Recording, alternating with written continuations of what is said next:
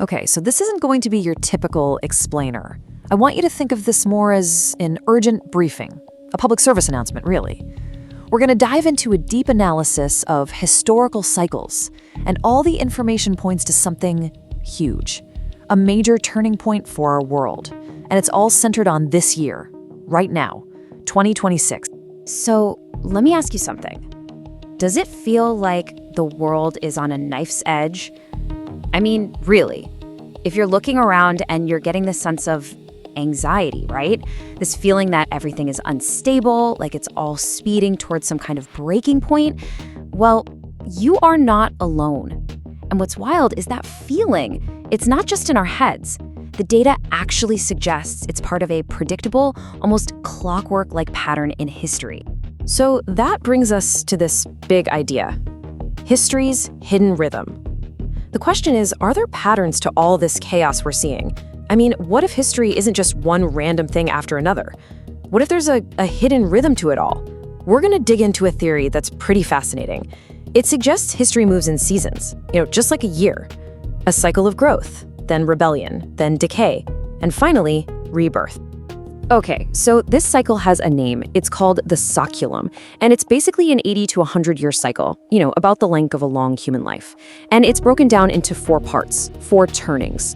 First up, you've got the high. Think of this as a post-crisis boom time. Strong institutions, everyone's kind of pulling together. The era after World War II is a perfect example. Then comes the awakening, which is more about rebellion, questioning authority. After that, you get the unraveling. Individualism goes way up, and all those strong institutions start to decay. And that leads to the final stage, the crisis. This is a really intense period of destruction where the old order gets torn down to make way for a new one. All right, now this is where things get really interesting. Look at this timeline. The theory suggests these turnings, these seasons of history, they line up with planetary cycles with just uncanny precision. Now, let's be super clear about this. This is not about causation. The planets aren't making anything happen. It's all about correlation. It's kind of like sociological chaos theory, Complex systems just create patterns. So think of the planets as just a really, really reliable historical clock. And if you look at where the hands on that clock are pointing, you can see they're signaling a massive convergence. And it's happening right now, in 2026. Now, I know what you're thinking. That's a pretty bold claim, right? So let's test it. Let's take this idea of a historical clock and check it against one of the most well-documented histories we have. If this pattern is for real, it should line up perfectly with the biggest, most defining moments in the history of the United States. And the source material for this theory, it points to one cycle in particular, the 84-year orbit of the planet Uranus. Get this, that 84-year cycle almost perfectly matches the 80 to 100-year saculum we just talked about. It's like it's the heartbeat, the pacemaker for America's biggest crises. And wow, this chart just lays it all out. It's really something. Just look at it. The Revolutionary War, the Civil War, World War II, every single one of America's existential, society-changing crises, they all happened exactly when Uranus was passing through the very same part of the sky. It's just a chillingly accurate historical marker. No other way to describe it. Okay, so here's the kicker. This is the crucial point. That clock, it just struck again. Just last year, in July of 2025, Uranus moved back into that exact war sector of the sky for the first time since the 1940s. So, the very same celestial trigger that marked every major crisis in the nation's past, it's active right now. But here's the thing. This time, it's way bigger than just one country's cycle. In the past, these crises were mostly regional, right? Like the American Civil War was a huge deal, but it didn't spark a simultaneous collapse in Europe or China. What we're looking at now? This is a synchronized global crisis. And this is something that almost never happens. Look at this timeline. It shows the generational cycles for the major world powers. See those red crisis bars? Notice how for the US, the UK, and China, they all converge right here, in the 2020s. I mean, think about that. The world's biggest powers are all hitting their historical breaking points at the exact same time. That's unprecedented. And it's not like they're all going through the same thing either. Each crisis has its own dynamic, and that's creating this massive global friction. For the US, it's centrifugal. Like a centrifuge, it's bursting apart from the inside with political polarization. The UK is going through orbital detachment, kind of pulling away from everyone to figure out its own identity. And then you have China, which is centripetal, a crushing inward force, consolidating power. You've got these completely opposite forces all clashing at once on the world stage. So, can we measure this? Well, this chart tries to quantify all that friction. It's a geopolitical stress score. It pulls together economic data, political stability, all those cyclical markers we've been talking about, and what it shows is that multiple major powers are hitting a peak of instability all at once. The US is at a severe level. Others are right behind. It's like a synchronized global pressure cooker, and the heat is getting turned way up. Okay, so when you put it all together, all this evidence, from the sociological cycles to that historical clock of the planets, everything points to one specific year as the fulcrum, the tipping point. And that year is this year, 2026. This is the year where all those synchronized pressures are forecast to hit their absolute climax. We're in the eye of the storm. And the analysis gets incredibly specific about this year. It actually breaks it down by quarter. It says the first quarter is about the collapse of illusion. So a major global story we all believe in, maybe about money or an alliance, something we just assume is true, it just dissolves. Then quarter two, the Tower of Babel. That points to a massive fragmentation of information, of trade, of communication. Quarter three sees this burst of rapid technological acceleration right in the middle of all the chaos. And the year ends with kings versus the crowd, a period of intense power struggles between leaders and the people. So you have to understand, this isn't just a political crisis or an economic one. It's deeper than that.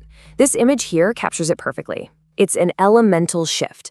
We're moving from a solid, stable Earth era, built on institutions of stone and steel, and it's all dissolving into a volatile, fast-moving air era of decentralized networks and pure information. The actual fundamental nature of our world is changing before our very eyes. Okay, I know this all sounds really intense, and it is. It's a serious warning. But it is not a prediction of doom. That's really important. It's a forecast of a season. A fourth turning crisis is just like a historical winter. Yeah, it's harsh. It can be destructive. But it has a purpose: to clear away everything that's old and failing, to make room for what's going to come next. And the theory is absolutely clear on this point. Winter is always followed by spring. Every single fourth turning crisis in history has been followed by a first turning high. And that's a time of rebuilding, of reconstruction, of a new shared purpose, where a whole new order is forged right out of the ashes of the old one. The chaos of the crisis is what gives birth to a brand new era of stability and growth.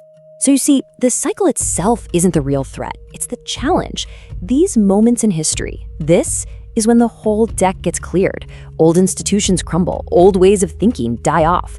And that creates a vacuum, a truly historic opportunity for renewal. So the ultimate question this whole analysis leaves us with isn't, can we survive the storm? It's, what will we, all of us, choose to build in its place?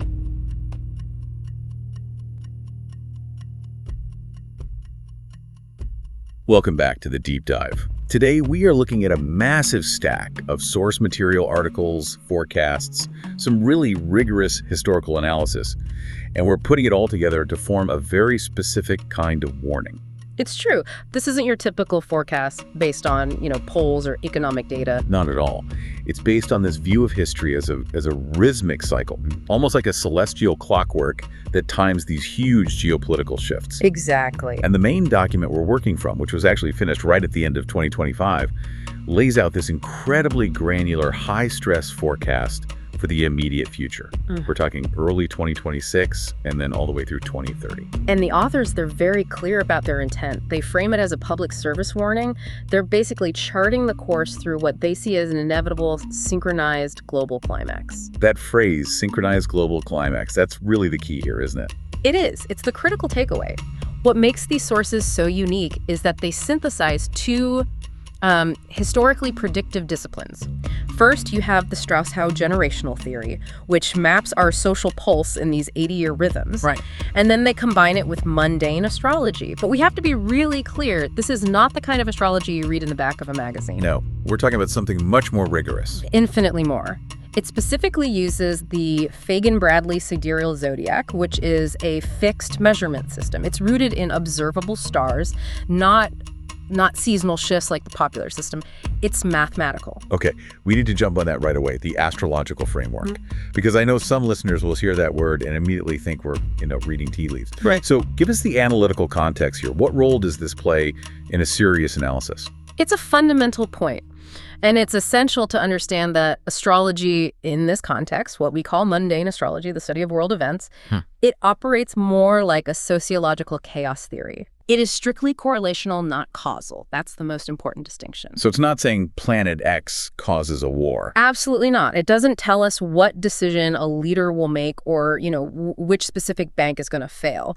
What it provides with incredible precision is the timing. The when. The when. It tells us when these recurring historical patterns like mass institutional collapse or widespread spiritual fervor or even total war are most likely to manifest because the underlying social stress has reached a measurable, predictable peak. So the Strauss-Howe model gives us the shape of the historical cycle, that spring, summer, autumn, winter pattern. Yes. And the sidereal clockwork tells us the precise calendar date, the year, the month, even the quarter, when the pressure cooker dings and we shift into the next phase. You've got it.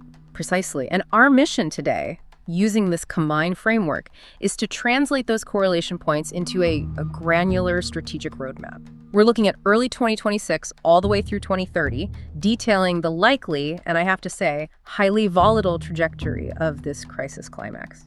And the central finding, the one that just jumps off every page of this research, is that the world is currently entering a cosmic shifting of gears. And that shift correlates exactly with the theoretical climax of a global fourth turning. The warning is clear. We're in the highest pressure window right now. Okay, let's unpack this.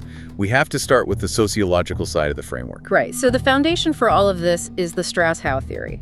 They define this large unit of historical time, the one that's most relevant to a civilization, as the saeculum. The saeculum. It's an 80 to 100-year cycle, basically the length of a long human life. It covers the time it takes for 4 distinct generations to pass through society. And the big idea here is that history doesn't just move in a straight line. It's more like a tight rhythmic spiral. Oh, right. And inside that 80-year cycle, you get 4 distinct seasons, the turnings, each about 20 to 22 years long. That analogy, the seasons of a civilization, is really the best way to grasp it. It just clicks for me. It makes it feel inevitable. It is. It implies that cyclical progression. So the first season is the high, or spring. This comes right after a massive crisis is resolved, institutions are rebuilt, civic order is incredibly strong, and individualism, well, it's pretty weak. People tend to defer to public duty. And for America, that was the post-World War II era, Yeah. roughly 1946 to 1964. Exactly. A time of huge infrastructure projects, conformity, and a really high level of societal confidence. But that stable, confident spring always creates its own backlash, which leads us to season 2, The Awakening. Summer. Exactly. The Awakening is all about spiritual upheaval. The generation that grew up in that new, ordered world rebels against the rigidity and conformity of their high-era parents. They turn inward. So personal autonomy, higher moral principles. Yes, often at the expense of the very institutions that gave them that stability. In the U.S., this was the consciousness revolution, the counterculture, the civil rights movement, that period from about 1964 to 1984. And then, that ideological fire of the awakening, it just burns itself out. And what's left behind is disillusionment. Which brings us to season 3, The Unraveling, or Autumn. The unraveling. It's defined by institutional decay. Trust just evaporates because the institutions built during the high are now seen as corrupt or inefficient. Cynicism is the default mode. And society fragments. It's all about competing interest groups, the culture wars. Right. Policy gets gridlocked, nothing fundamental gets solved. For us, that's 1984 right up to the global financial crisis of 2008. It's that feeling that the government isn't working for you anymore. It's only working for itself. Which, finally, brings us to where we are right now, the fourth turning, winter. The necessary and painful correction. The crisis. It's the period of destruction and rebirth. Institutional life gets shattered by some kind of overwhelming existential threat. It could be economic collapse, total war, or just internal fragmentation. And that threat, whatever it is, forces society to unify and rebuild a viable institutional structure again, often through immense pressure and conflict. And this current Saculum's crisis, it kicked off with the 2008 financial meltdown. And according to all these sources, it's scheduled to hit its resolution, the beginning of the new high, right around 2030 to 2032. Okay, that's the sociological map. Now we have to layer the celestial clockwork on top. And that means we really need to dig into this analytical choice, the use of the Fagan-Bradley sidereal zodiac. Why is the difference between that and the normal Western tropical system so important for mapping history? It comes down to precision and consistency over very long periods of time. The Western tropical zodiac, the one most people know, is based on the seasons. It's tied to the spring equinox. Right. But that system is inherently moving. The Earth wobbles. It's called the precession of the equinoxes, which means the signs slowly shift over centuries. For personal use, that's fine. But for history? For mundane astrology, you need a fixed, measurable rhythm. The sidereal zodiac, the Fagan-Bradley system, is fixed to the actual star constellations in the sky. So by using it, the historical analysis gets this incredible rigor because the celestial positions are absolutely consistent across thousands of years. We're measuring history's rhythm against a fixed grid. So that's how you can see these precise 84-year patterns in U.S. history. The tropical system would kind of blur that picture over time. It would blur it completely. This is about historical rhythm, not personal fate. A crucial distinction. Okay. It validates the method. Now let's tie the Saculum to the planets. You call the outer planets the chronocraters. Yes, the timekeepers. These are the really slow-moving planets that correspond to these huge generational and societal shifts, not our daily moods. And the most important one for the Strauss-Howe theory is Uranus. Its orbit is 84 years, which perfectly mirrors the average length of the Saculum. It's uncanny. When Uranus returns to where it was when a nation was founded, it forces a complete reset. Revolution, shock, innovation, generational change. Uranus is the prime mover of the turnings. It's like the historical accelerator pedal. Okay, so if Uranus is the accelerator, what are the deeper, more structural forces, the ones moving the tectonic plates underneath? That would be Pluto. Pluto's orbit is huge, about 248 years. It defines these deep, agonizing structural transformations. It's the cycle of death, power, and rebirth. Pluto's movement through a sign really defines the foundational terrain of an era. It shows us where power is being destroyed and where it's being reconstituted. And the current era has been dominated by Pluto in sidereal Capricorn. Exactly. Capricorn rules rigid hierarchies, the state, the establishment, big corporations. Pluto's job there has been to apply extreme pressure and ultimately to demolish and delegitimize those old brittle structures. It's the planetary demolition crew. And then the final piece of the puzzle, the one that gives the era its ideological flavor, Neptune. Right. Neptune orbits every 165 years. It governs our collective dreams, but also our delusions, ideology, spiritual fervor. Neptune is the great dissolver. It's the planet of illusion. In a crisis, it often determines the shape of the ideological conflict or the collective delusion that can grip the masses. The planetary fog machine. That's a great way to put it, yes. If Neptune's involved, you're looking at propaganda warfare, spiritual battles. So when we look at the convergence diagram in the source material, that timeline chart, the alignment is it's striking.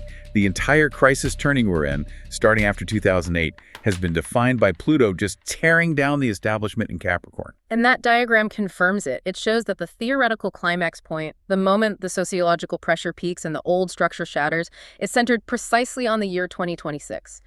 This moment is marked by all the outer planets leaving those fixed material Earth signs and moving into volatile, fast, aggressive signs, air and fire. The clockwork and the sociological model are in perfect lockstep.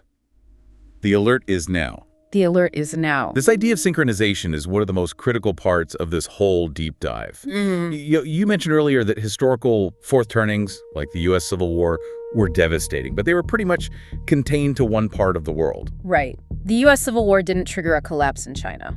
But what's happening now, according to these sources, is totally unprecedented because this planetary shift is forcing a truly global synchronization. Everyone at once. It's the mechanism of contagion. Think about it. In the 19th century, news of a bank collapse in London might take weeks, even months, to ripple across the globe.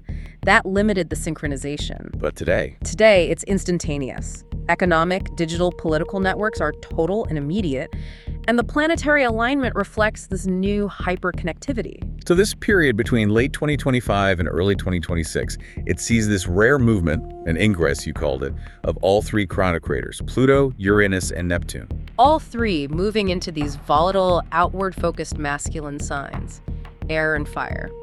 This creates a kind of a harmonic alignment that acts as a vast global conductor, forcing all the world cycles into a simultaneous crisis. Let's spend some real time on this transition because this is the core of the public service warning. We are moving violently out of what's called the Earth era and into the air era. What does that actually mean for someone listening to this right now? The Earth era, which has defined the last 15 years or so, was all about material wealth, fixed geography, tangible structures, established hierarchies. Pluto in Capricorn was focused on destroying the structures of government and finance physical things. Okay. The Air era, which is being violently born in 2026, is focused on information, communication, decentralization, volatile ideas.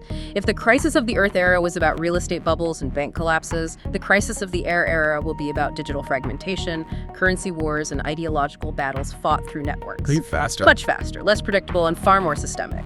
Okay, let's detail those three major planetary movements, the cosmic shifting of gears that locks this in, starting with Pluto. The first, and maybe the most important structural shift, is Pluto entering Aquarius, an air sign. Aquarius rules the collective, mass movements, technology, global networks.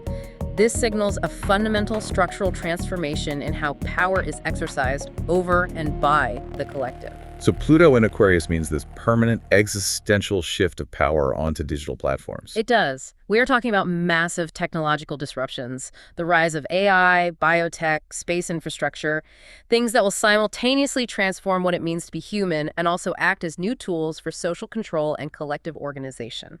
So the demolition that Pluto did to government buildings in Capricorn now moves to the infrastructure of our social networks. A perfect analogy, yes. And Pluto is a slow, agonizing process. This is going to be over in a year. Oh no, this transit will define the next 2 decades. It's going to completely redefine society. It will probably decentralize political power while, at the same time, consolidating technological control. A paradox. A huge one.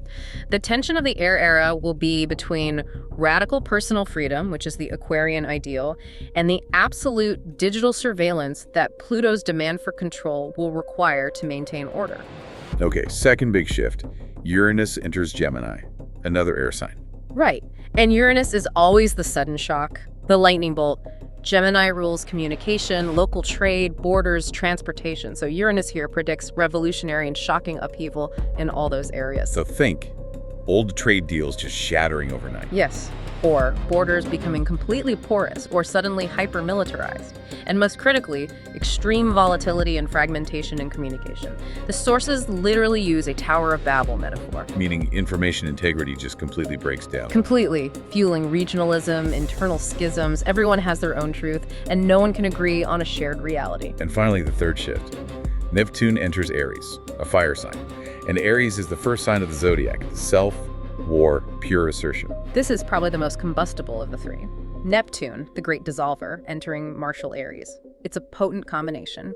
Aries is assertive, impulsive, military-minded.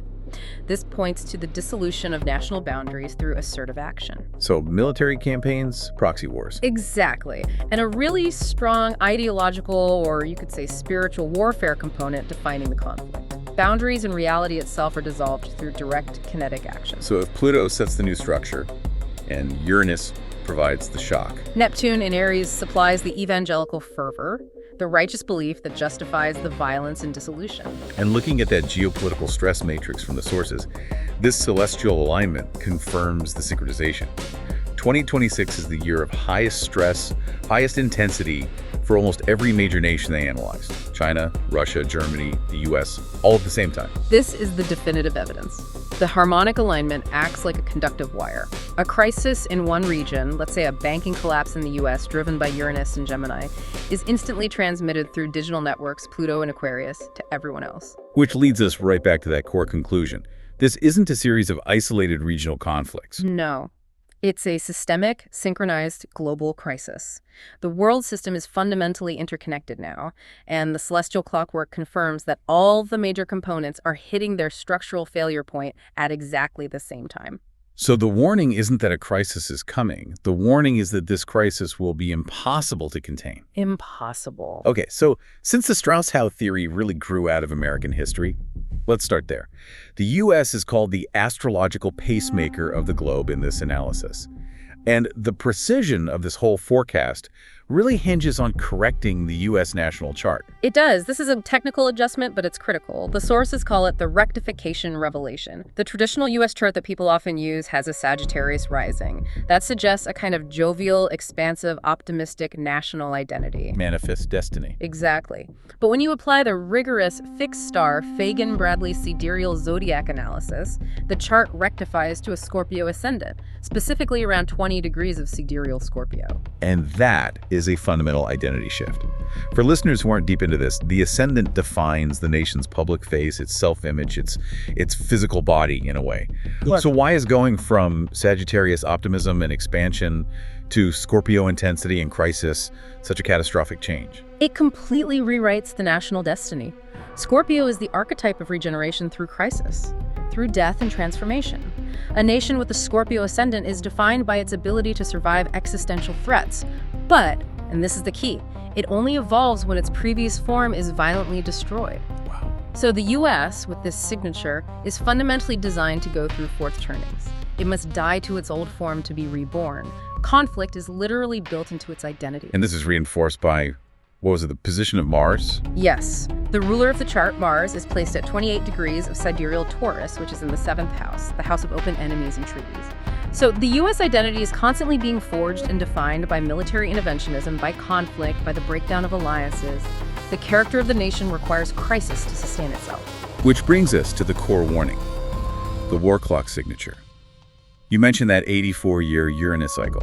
You're saying it's the literal heartbeat of American history, and it aligns with every single existential crisis. Every single one. The war clock aligns with the transit of Uranus through sidereal Taurus and Gemini.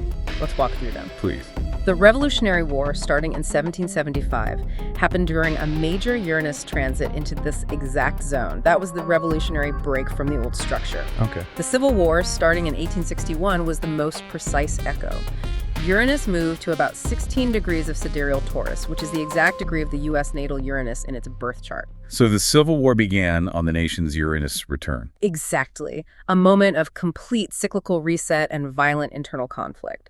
And then World War II, when the U.S. entered in 1941, also aligned perfectly with Uranus moving through the later degrees of Taurus and into Gemini. Okay, but hold on. If this transit happens every 84 years, why is this specific one in 2026 the major trigger? I mean, Uranus must have passed through Taurus and Gemini between World War II and today. Is it just the transit, or does the sociological climate have to be exactly right? That is the critical question, Wow. and it's the intersection of the two frameworks. The transits provide the timing, but the sociological climate, the fourth turning, provides the necessary fuel, the preconditions. I see. The last time this transit happened was in the late 1950s and early 1960s. That was during the spring. Yeah. Institutional trust was way too robust to allow for structural destruction. The energy was there, but it had nowhere to go. But now? Now we are in the depths of the fourth turning. Institutional trust is at an all-time low, so the kinetic energy of Uranus is exponentially amplified. The engine is tuned for war, and the fuel tank is full. And the trigger is? The trigger is Uranus entering tropical Gemini in July of 2025, which corresponds to sidereal Taurus. This transit directly activates the U.S. natal Mars, the planet of war, at 28 degrees sidereal Taurus, all through 2025 and 2026. So the red alert is flashing right now. The analysis strongly suggests a very high likelihood of a kinetic climax. It could go one of two ways. Either an internal conflict, a Civil War 2.0 scenario driven by all this internal fragmentation, or a sudden external conflict, the World War II scenario, that instantly forces national mobilization and unity against a common external enemy. Both outcomes fulfill the violent, transformative destiny of that Scorpio ascendant. And the sociological fuel for that climax, you call it the firestorm of outrage. Yeah. I mean, we've all seen this anti-government sentiment just building and building since 2020. And that is the perfect sociological symptom of Pluto in sidereal Capricorn, where it moved in late 2020. Pluto's job is to delegitimize the old, rigid state structure. Capricorn rules authority, so Pluto's presence there means the fundamental erosion of civic confidence in the ruling elite. The sources link this directly to the idea of the deep state in the public mind. Explicitly. That widespread feeling that the official state has been captured, that it's hidden, that it's weaponized against the citizens, that's the psychological projection of Pluto. A hidden, pervasive power consuming the traditional state structure. And that feeling provides the deep internal justification, that's Pluto, for the coming rebellion. which is Uranus. The chaos is a mathematical inevitability. For the U.S. chart, right now, yes. So if the U.S. is the pacemaker, let's look across the Atlantic to the U.K., which is also hitting its own generational crisis. You mentioned using the 1066 coronation chart. Why do we need to go back 1,000 years to understand what's happening in Britain today? We have to. We have to use that 1066 conquest chart because it captures the true soul of the nation, its original martial foundation. It's not just about the later legal documents like the Acts of Union. This 1066 chart has a sidereal Aries rising and a sidereal Sagittarius sun. And the big trigger for their current crisis happened when? The great trigger was when Pluto conjoined their sidereal sun at 28 degrees Sagittarius. That happened between 2019 and 2020. The sun being the core identity and sovereignty of the nation. Exactly. And what happened in that exact window? Brexit. Brexit, the formal exit from the European framework. The timing was perfect. Pluto demanded the death of the UK's old diplomatic identity, and it happened. And Pluto is a slow grinder, so now the pressure is intensifying on the nation's, its physical body. Exactly. As of 2025 and 2026, Pluto is squaring the 1066 ascendant at 8 degrees sidereal Aries. The Aries ascendant signifies the nation's physical cohesion, its martial spirit. A Pluto square to the ascendant is one of the most severe structural stress tests you can have. It threatens the physical integrity of the nation itself. And we are seeing the sociological fallout of that right now. We are. Violent internal pressures, the breakdown of law and order in the streets, a complete loss of faith in the state apparatus. This Pluto square is the source of the persistent anti-establishment rioting and civil unrest. It's the physical body of the nation rejecting its own failing skeleton. But the real celestial hammer blow, the predicted climax, is set for early 2026. That is the Saturn-Neptune conjunction, and it meets directly on the UK natal moon at 3 degrees sidereal Pisces in February 2026. This is incredibly severe. Okay, let's break that down for everyone listening. Saturn is restriction, hardship. Neptune is dissolution, delusion, suffering. And the moon represents the people, public safety, the mood of the country. So this is a classic signature for immense hardship. It forecasts a potential systemic collapse of social safety nets, severe austerity imposed by Saturn, and a profound crisis in public health and welfare, since Neptune rules hospitals and compassion. A crisis in the NHS. This is a direct manifestation of this, yes. Furthermore, Pisces is the sign of dissolution, and the moon rules the collective home, family bonds. Hitting the moon like this threatens the very emotional fabric holding the union together. So this is where the pressure for Scottish independence comes from. Maximum pressure. It points to the dissolution of the Union itself and a period of deep national demoralization. So you have both the US and the UK, these key global structures, hitting their generational crisis points simultaneously in 2026. It confirms the global synchronization. Turning our focus east, let's look at Russia. Using the 1991 Federation chart, the analysis points out this deep duality in Russia's identity, captured by the sidereal Cancer ascendant and a Sagittarius Sun-Mars conjunction. You call it the warrior state. That duality really explains Russia's behavior perfectly. The sidereal Cancer ascendant makes the state fundamentally obsessed with defense, security, the idea of the motherland, the Rodina. Cancer is domestic, emotional, protective. So the state always sees its actions as defensive, no matter how they look from the outside. But the core identity. The core identity, the Sun-Mars conjunction in sidereal Sagittarius, defines it as an expansionist, ideological warrior state. Sagittarius is philosophical, it's risk-taking. Mars is aggression and violence. You fuse those, and the nation sees its existence through this messianic imperial lens. It justifies violence and expansion as a necessary defense of the homeland. And despite the official narrative of complete unity and strength, the sources are pointing to a severe internal fracturing. The Putin consensus is breaking. And this dissent is the true sign of the fourth turning climax. The evidence on the ground totally contradicts the official story. For instance, you have the rail war. Right. A huge surge in railway sabotage by partisan groups like Buick and Atesh. This isn't just symbolic protest, they're targeting the nation's logistical arteries. It's a direct attack on the state's ability to function and sustain its military goals. And then there's the state cracking down on the wives of the mobilized protests. Which is the state severing its moral pact with its own people. These women are demanding the return of their husbands. They're a profound challenge to the state's legitimacy, forcing the government to label its core supporters as foreign agents. That's a sign of immense internal brittleness. not to mention the record number of treason convictions. 468 in 2025 alone. It's a clear barometer of state paranoia and deep insecurity, all fueled by that corrosive influence of Pluto in Capricorn dismantling trust within the establishment. So now we layer the 2025-2026 celestial triggers onto that very brittle situation. The sources call it a double whammy of structural shocks. The first shock is external and economic. Uranus enters sidereal Taurus in 2025. Taurus rules banking, currency, fixed national assets. This transit guarantees a sudden, shocking economic event. Like a currency crisis or a bank failure. Exactly. Something that will shatter the fragile economic stability that has kept the populace quiet for 2 decades. And that shock is what converts passive apathy into active rage against the state. And the second shock hits the very integrity of the governing structure itself. That's Pluto, conjuncting Russia's natal Saturn at 5 degrees of Aquarius right through 2025-2026. Saturn represents the foundational state structure, its authority. Pluto's conjunction here means one of 2 things. Either a total hardening into a purely totalitarian autocracy, or, if the structure proves too brittle, a catastrophic collapse of the entire governing apparatus. This is the crisis of maturation for the Russian Federation. It's a test to see if the framework built in 1991 can even survive its first major structural metamorphosis. Now let's shift to China. The PRC's 1949 chart has a sidereal Capricorn ascendant and a Virgo sun, a state built on hierarchy, control, endurance. How does China's fourth turning look different from the centrifugal fracturing crisis we're seeing in the U.S.? That's the essential distinction. In the U.S., the crisis is centrifugal. It pushes people away from the center. It leads to fragmentation, regionalism. China's crisis, defined by its Capricorn ascendant, which is all about structure and longevity, is centripetal. An inward crushing force. Exactly. It forces the nation together under an even more rigid authority. The state is literally designed to survive an existential crisis by hardening its shell, not by breaking apart. But the sources point to these really critical sociological symptoms that show the internal stress, especially with the youth. These passive resistance movements, lying flat, and let it rot. These are profound. They're psychological symptoms of a deep societal breakdown. A fourth turning requires sacrifice for the collective good.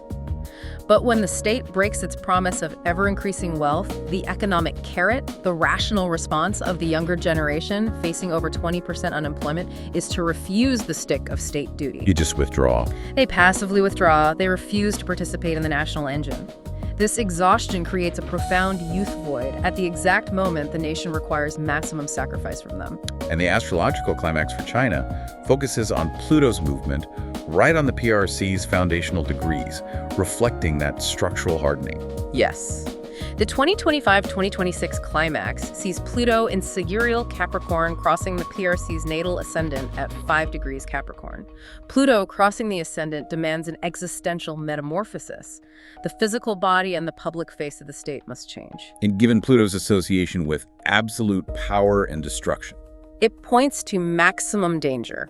Either a massive internal purge on a scale we haven't seen before designed to cement state control, or an immediate and total shift to a command economy and a clear war footing. And this is all amplified by the cultural timing of the 2026 fire horse year. Exactly. Historically, that's a cultural marker associated with turbulence, volatility, rebellion. You combine that with Pluto dismantling the state's outer shell, and 2026 becomes the ultimate hinge of history for the PRC. The rigidity of the state is being tested to its absolute existential limit. The crisis is clearly global. Europe is hitting its generational winter too. But let's start with Germany, a nation defined by its earth signs Taurus. Capricorn always obsessed with material security, industry, structure. The German crisis is fundamentally about deindustrialization and the collapse of institutional trust. It's the complete demolition of the German model of export-led growth and stable social democracy. And while it started earlier, it accelerated violently in 2024 and 2025. And the sociological symptom of this outrage is so perfectly Taurian, the revolt of the soil. It is the perfect manifestation. Taurus rules the land, agriculture, fixed values, material security. So the massive farmer protests we saw, the highway blockades, that visceral rejection of the central government's authority, it's an existential conflict. The nation's core identity, material security, is clashing violently with the state's ideological policies. Like the green transition or the bureaucracy around things like the heating law. Exactly. The Heizungsgesetz. That was seen by the populace as this intrusive, radical violation of the private Taurian sphere of the home and personal property. And this breakdown of consensus consensus is what led directly to the political paralysis we saw at the end of last year and into this one. Precisely. The collapse of the ruling coalition, the move towards snap elections because of gridlock and budget clashes, that is institutional failure. The old political machine has just seized up. It can't meet the demands of the crisis. And astrologically, the core trigger here is that powerful, agonizing Pluto transit through sidereal Capricorn. Pluto is transiting the exact degree of the 1871 imperial sun around 5 degrees Capricorn. The 1871 chart represents Germany's founding as a unified nation-state.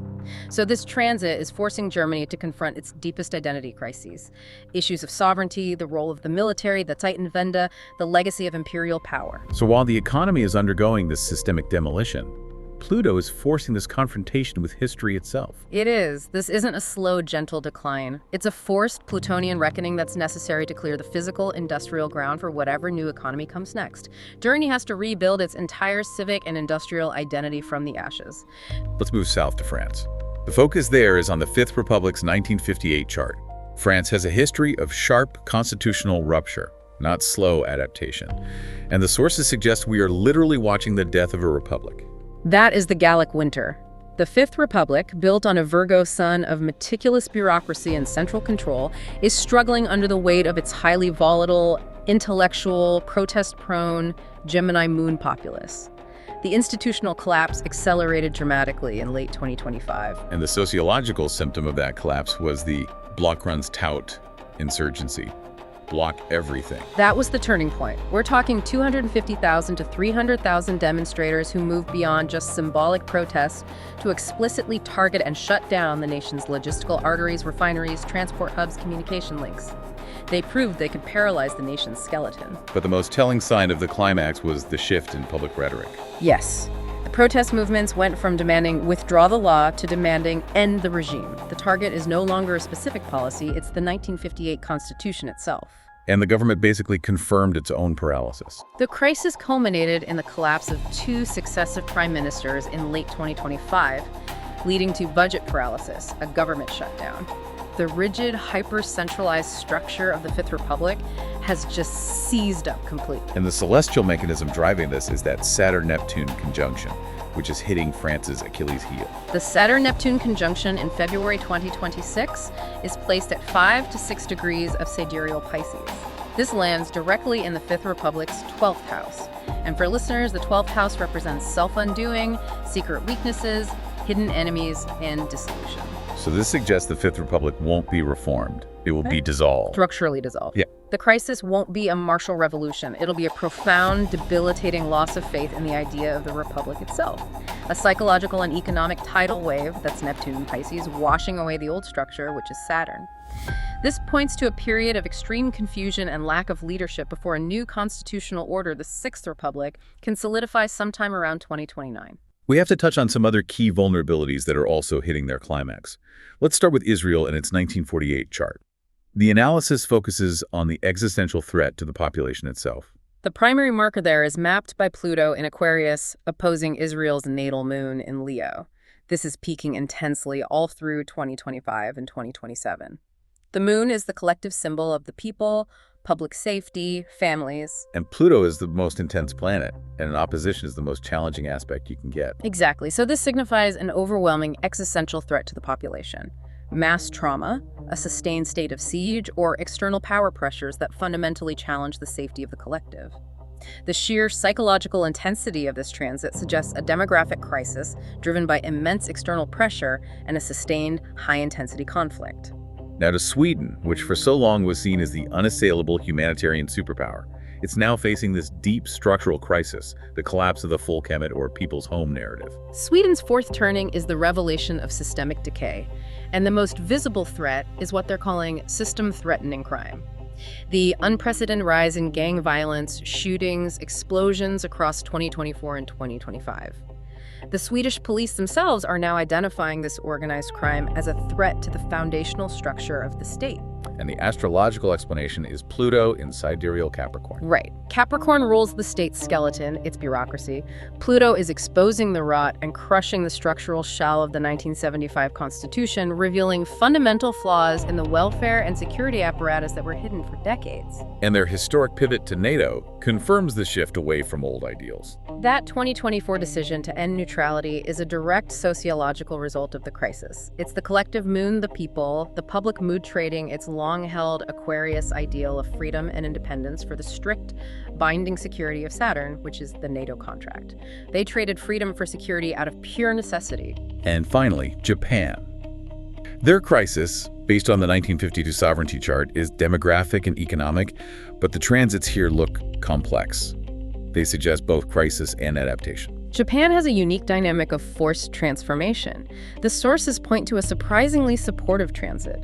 Transiting Uranus in Gemini from 2025 to 2032 forms a sextile, which is a harmonious aspect, to Japan's natal sun. So as the rest of the world fragments under Uranus and Gemini, Japan might successfully leverage the new era of technology and robotics to solve its deep-seated demographic and labor shortages. It suggests a technological leap forward is both possible and necessary for them. but the structural crisis marker is still there, forcing that leap. Oh, yes. Pluto in Aquarius will square Japan's natal sun in Taurus. A square between fixed signs indicates immense non-negotiable pressure to transform the economy, the Taurian wealth structure, through radical digitization and social reengineering, which is Aquarius. The financial models that built post-war Japan must be completely raised and replaced with something entirely digital and network-based for the nation to survive this new era. Okay, we've set the stage. We're now in the winter of the crisis, early 2026, and the global synchronization is complete. Let's quickly review that immediate transition period. Late 2025 was the final grinding breath of the old world. That period was marked on Jupiter in Cancer squaring Saturn in Aries. That's a classic blocking aspect. Any attempt at expansion, which is Jupiter, was immediately halted by harsh structural realities, which is Saturn. Russia tightened its internal controls, Germany's government seized up, And the U.S. experienced that sustained winter of discontent. driven by skyrocketing prices, housing crises, domestic insecurity, all the classic sociological symptoms of the closing window of a fourth turning. Now let's dive into the quarterly forecast for the year of the shock, 2026. This is the first year where that new air and fire energy really dominates. The year opens with maximum ideological dissolution. Q1, January to March, features the Saturn conjunct Neptune in Aries at 0 degrees tropical. This hits the world point, impacting the global collective consensus. The theme is the collapse of illusion. So a major global narrative, the stability of the dollar, the cohesion of an alliance, just dissolves. Entirely. On a national scale, this is the moment Russia's state apparatus freezes or collapses. It's when Germany faces its deepest identity crisis. It's when Europe experiences that institutional dissolution we talked about. Moving into spring, Q2, April to June, the fragmentation begins with that key ingress of Uranus entering Gemini. This is the Tower of Babel. Uranus is the shock. Gemini is communication and internal borders. This forecasts the fragmentation of information integrity. It creates an environment where truth becomes localized and trade flows violently reorganize. And the U.S. feels this intensely. Intensely. Uranus returns to that Civil War signature, raising the specter of severe polarization, sudden internal shocks, maybe even regional secessionism rhetoric fueled by these informational silos. But at the same time, this is when Japan's tech sector could leverage that energy for a breakthrough. By summer, Q3, July to September, the new era energy peaks, but in a structured, almost supporting way. That's the Pluto in Aquarius trine Uranus in Gemini. It forms the air trine. Trines are harmonious, which means the acceleration is rapid and constructive even in the middle of chaos. It's technology enabling chaos. So this is where the structural changes laid out by Pluto get quickly adopted and refined by Uranus's innovative shock. Exactly. For China, this is the configuration that supports the rapid, efficient construction of their digital control, grid social credit systems, digital ID. The speed of global information just accelerates exponentially. And the final quarter of the shock year, Q4, October to December. The stage is set for a dramatic power struggle. Jupiter opposes Pluto. This is the classic dynamic of kings versus the crowd. Jupiter is expansion and authority, Pluto is power and the collective underground. We're going to see dramatic global battles between entrenched leadership and mobilized, outraged populations. And for Russia? For Russia, this Jupiter-Pluto dynamic hits their natal moon. It suggests a potential popular uprising that threatens the regime or a massive, brutal state crackdown to enforce the new structural reality. That brings us to the year of consolidation, 2027. The initial shock is over, and now this new, harsher reality has to be integrated. The key here is Saturn settling into Aries. Aries is assertive and martial, so governments will enforce strict Aries measures, martial law, maybe conscription, unilateral executive actions as the new normal for achieving order. The focus shifts to pragmatic survival. And austerity. In France, the Fifth Republic faces its definitive reckoning. The constitutional rupture leads to this intense debate about a Sixth Republic. Globally, Jupiter moving into Virgo shifts the focus to health, service, and food supply, forcing nations like China to prioritize internal stabilization and food security above all else. By the year of the climax, 2028, the crisis moves from ideological fire to material earth. This year is defined by Saturn entering Taurus. Saturn's structure in Taurus resources and value. The war shifts entirely from ideological battles to battles over resources and valuation. So currency reform is no longer optional. It becomes mandatory globally. The global banking system, the Taurus-Scorpio axis, undergoes a severe Saturnian restructuring. Digital currencies are enforced as the new stable form of value. Massive debt restructuring or default is inevitable. And for the U.S., this transit hits the core economic foundations: agriculture, real estate, fixed capital. So the economic foundations of the old world are completely rebuilt by this point, which leads us to the road to resolution, 2029-2030. The chaos starts to crystallize into a new, definable global order. The air energy of Pluto and Uranus dominates, meaning the new infrastructure will be decentralized, digital, network-based. It will prioritize rapid data exchange and tech solutions over the old, rigid physical hierarchies. And in 2030? Saturn enters Gemini. Saturn, structure, and Gemini, communication and treaties.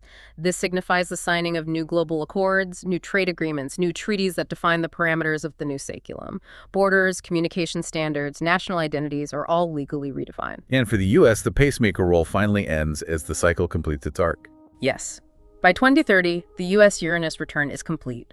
The Civil War phase ends, and the reconstruction, the first turning, the new high begins around 2030 to 2032.